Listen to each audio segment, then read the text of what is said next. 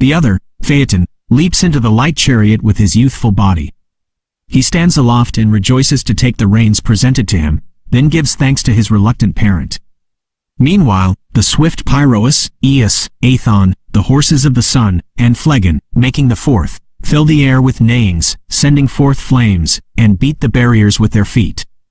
After Tethys, ignorant of her grandson's destiny, had removed these, and the scope of the boundless universe was given to them, they take the road. Moving their feet through the air, they cleave the resisting clouds. Raised aloft by their wings, they pass by the east winds that had arisen from the same parts. But the weight was light, such as the horses of the sun could not feel, and the yoke was deficient in its usual weight. Just as the curving ships, without proper ballast, are tossed about and unsteady due to their too great lightness, so does the chariot bounce in the air, unimpeded by its usual burden, and is tossed on high, just like an empty one. The other, Phaëton, leaps into the light chariot with his youthful body. He stands aloft and rejoices to take the reins presented to him, then gives thanks to his reluctant parent. Meanwhile, the swift Pyroas, Eos, Phaëton, the horses of the sun, and Phaëton, making the fourth, fill the air with neighings, sending forth flames, and beat the barriers with their feet. After Tethys, ignorant of her grandson's destiny, had removed these, and the scope of the boundless universe was given to them, they take the road. Moving their feet through the air, they cleave the resisting clouds. Raised aloft by their wings, they pass by the east winds that had arisen from the same parts. But the weight was light, such as the horses of the sun could not feel, and the yoke was deficient in its usual weight. Just as the curving ships, without proper ballast, are tossed about and unsteady due to their too great lightness, so does the chariot bounce in the air, unimpeded by its usual burden, and is tossed on high, just like an empty one. As soon as the steeds perceive this, they rush on, leave the beaten track, and do not run in their usual order. Phaëton becomes alarmed. He does not know which way to turn the reins entrusted to him, nor does he know where the way is. Even if he did know, he could not control them. For the first time, the cold triones grow warm with sunbeams and attempt, in vain, to be dipped in the sea that was forbidden to them. The serpent, situated next to the icy pole, previously torpid with cold and formidable to no one, grows warm and regains new rage from the heat. They say that Boötes, being disturbed, took to flight, although he was slow and his wain impeded him. From the height of the skies, the unhappy Phaëton looks down upon the earth, lying far, very far beneath. He grows pale, and his knees shake with sudden terror. In such great light, darkness overspreads his eyes. Now, he wishes he had never touched his father's horses. He regrets knowing his descent and prevailing in his request, now desiring to be called the son of Merops. He is borne along just as a ship driven by the furious Boreas, whose pilot has given up the overpowered helm and resigned it to the gods in the effect of his supplications. What can he do? Much of heaven is left behind his back, and even more is before his eyes. He measures either space in his mind. At one moment, he looks forward to the west, which fate will not allow him to reach. At another, he looks back upon the east.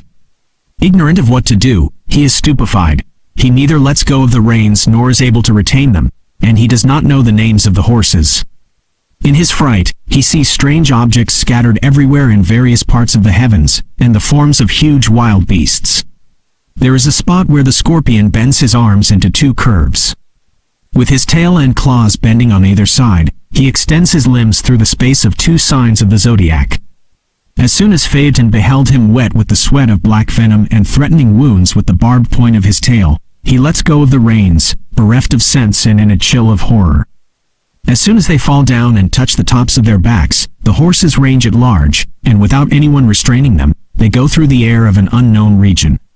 Wherever their fury drives them, they hurry along without check, rushing to the stars fixed in the sky and dragging the chariot through pathless places. One moment they are mounting aloft, and then they are borne through steep places and along headlong paths closer to the earth. The moon wonders that her brother's horses run lower than her own, and the scorched clouds send forth smoke. Each elevated region is caught by the flames, cleft, makes vast chasms, and becomes dry, its moisture carried away. The grass grows pale, the trees with their foliage are burnt up, and the dry standing corn provides fuel for its own destruction. But these are trifling ills. Great cities perish with their fortifications, and the flames turn entire nations into ashes along with their populations. Woods and mountains are on fire. Athos burns, and the Cilician Taurus, Tiemelus, Oda, and Ida, now dry but once famous for its springs. Helicon, the resort of the Virgin Muses, and Hemus, not yet called Oegrian, burn as well.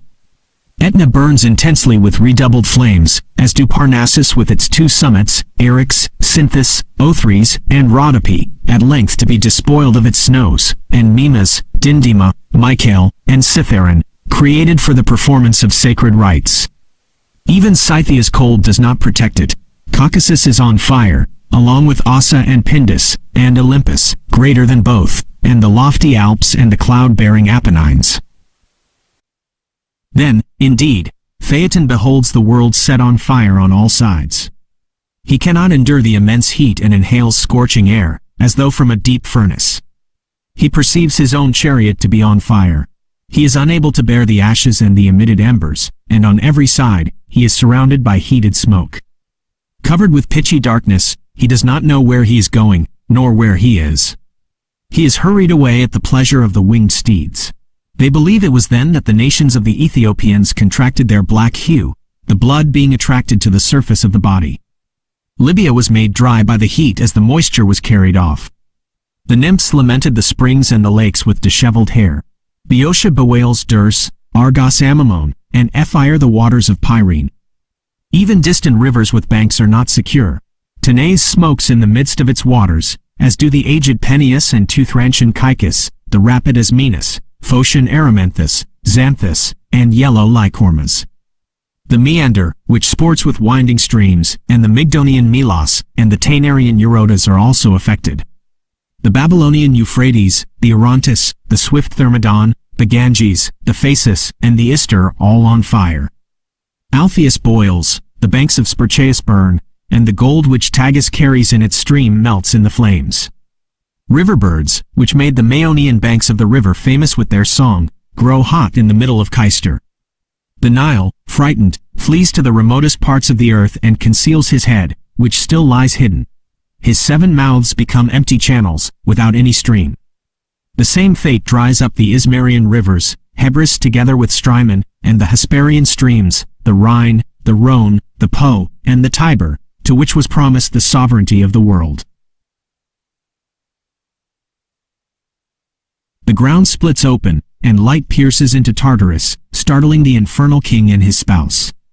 The ocean shrinks, revealing parched sand where there was once sea. Mountains rise from the depths, adding to the scattered Cyclades. Fish sink to the bottom, and dolphins refrain from their usual leaps into the air. Sea calves float lifeless on the water's surface. Nereus, Doris, and their daughters hide in heated caverns. 3 times Poseidon tries to raise his arms from the water but recoils from the scorching heat. Meanwhile, the earth, surrounded by sea, dries up. Springs, once hidden, evaporate from her cavernous depths.